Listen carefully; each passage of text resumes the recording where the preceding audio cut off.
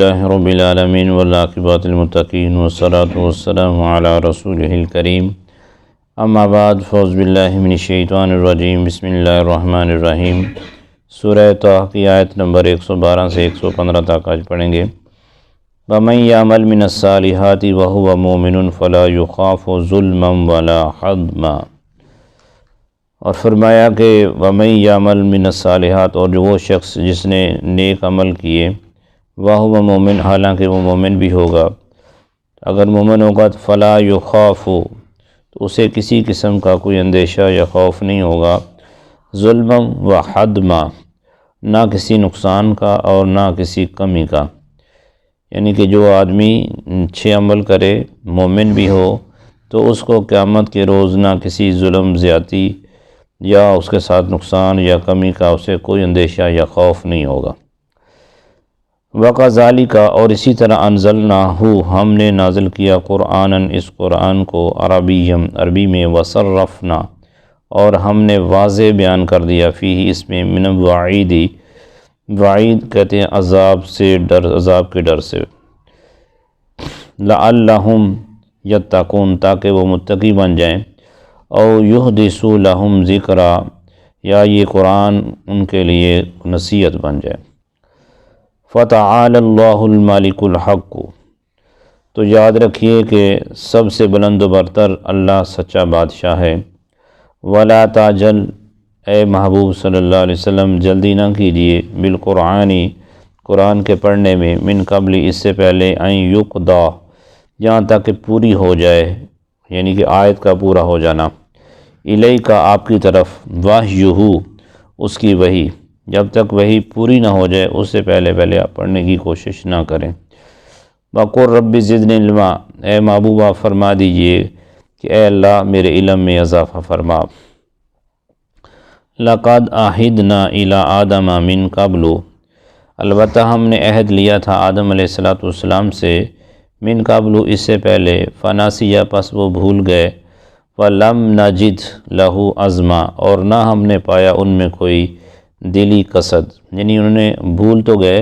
لیکن جان بوجھ کے ہم ان میں قصد نہیں پایا کہ انہوں نے جان بوجھ کے ایسا کام کیا ہو۔ ان آیات بینات کا شان نزول یہ ہے کہ حضرت جبرائیل علیہ السلام جب وحی کا نزول فرماتے تو حضور علیہ السلام اس وحی کو جلدی پڑھنے کی کوشش کرتے، تو اللہ تبارک و تعالیٰ نے منع فرمایا کہ اے محبوب آپ کو جلدی پڑھنے کی ضرورت نہیں ہے، کہ یہ قرآن ہم نے نازل فرمایا ہے اور ہم ہی آپ کے سینے میں اتار دیں گے، اور آپ کو زیادہ جدوجہد یا کوشش کرنے کی ضرورت نہیں ہے۔ جبرائیل علیہ السلام پڑھتے تھے، ساتھ آپ صلی اللہ علیہ وسلم بھی ساتھ پڑھتے تھے، تو اللہ رب العالمین نے منع فرمایا کہ محبوب جب تک یہ ساری آیت پوری اتر نہ جائے،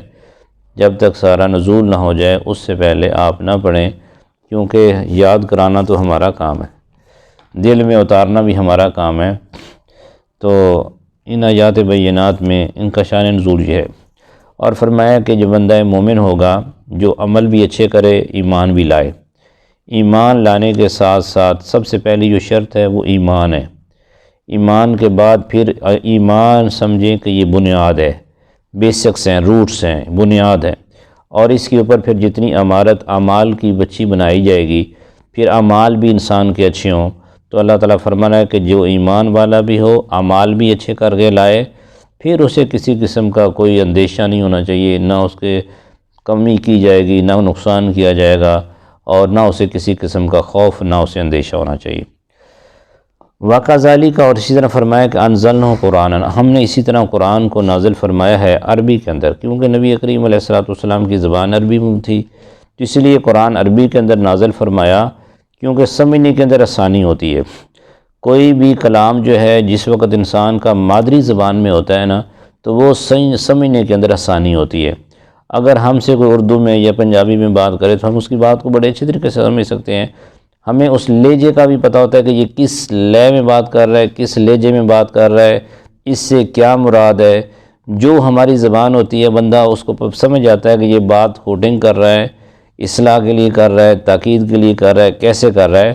تو اللہ تعالیٰ فرما رہا ہے وَصَرَّفْنَا فِيهِ مِنَ الْوَعِيدِ، تو ہم نے اس کو کھول کے بیان کر دیا ہے اس کی تفصیل کے ساتھ۔ تو اور اس میں وعید بھی بتا دی گئی ہے کہ جو اللہ تعالیٰ کی نافرمانی کرے گا، حکم عدولی کرے گا، تو وعید ان کے لیے ہوتی ہے، عذاب کا ڈر یا خوف ان کو ہوتا ہے کہ جو نافرمان ہوتے ہیں یا جو اللہ کے حکموں کو ٹکرائیں گے اور نبی کریم علیہ السلام کے طریقے کو چھوڑیں گے۔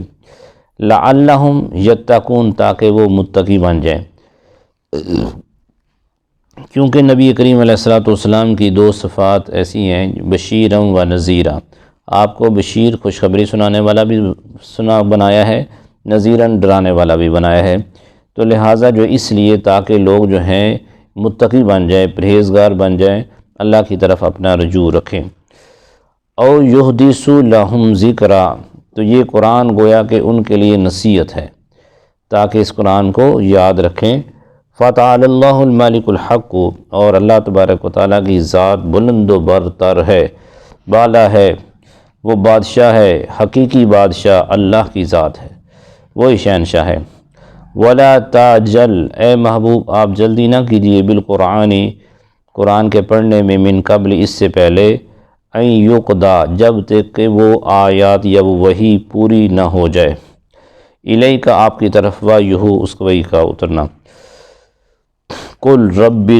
زدنی علما، اے محبوب آپ فرما دیجیے کہ اللہ میرے علم میں اضافہ فرمائی۔ یہ آیت جو ہے، جب انسان چاہتا ہے کہ میرے علم میں اضافہ ہو، تو پھر کیوں نبی کریم علیہ السلام نے، کیونکہ علم جو ہوتا ہے وہ انبیاء کی وراثت ہے، علم انبیاء کی وراثت ہے، دنیا کا مال، یہ ہارون، حامان، شداد، فرعون، ان کی وراثت مال ہے، اور جو انبیاء علیہ السلام کی وراثت ہوتی ہے وہ علم ہوتا ہے۔ تو اللہ تعالیٰ نے علم والی دولت سب سے بڑی دولت ہے، کیونکہ ان کا مقام اور عظمت بڑی ہے، اللہ نے ان کو یہ علم والی دولت عطا فرمائی ہے۔ اور فرمایا کہ لقد عہدنا الی آدم، اور ہم نے عہد لیا تھا آدم علیہ السلام سے، اس سے من قبل، اس سے پہلے، کس چیز کا وعدہ لیا تھا کہ لا تقربوا هذه الشجرہ، اس درخت کے قریب نہ جانا۔ اللہ تعالیٰ نے فرمایا تھا نا کہ اس درخت کے قریب نہ جانا، تو آدم علیہ السلام فناسیہ، پس وہ بھول گئے، بھولے تو اما حوا نے ان کو کہا، تو انہوں نے بھی ان کے کہنے پر وہ یعنی کہ کھا لیا جو پھل جس کا نہیں کھانا تھا۔ وَلَمْ نَجِدْ لَهُ عَزْمًا، اور فرمایا کہ ہم نے ان کے اندر یہ نہیں پایا، قصد نہیں پایا کہ انہوں نے جان بوجھ کے یہ نہیں کیا، فناسیہ، بس وہ بھول گئے۔ تو گویا کہ یہ ان سے خطا ہوئی، ان سے خطا ہو جانا، غلطی ہو جانا، یعنی کہ بندہ کرنے کا مقصد نہ ہو، کرنا نہ چاہتا ہو، لیکن ہو جائے تو اس کو خطا یا غلطی کہتے ہیں۔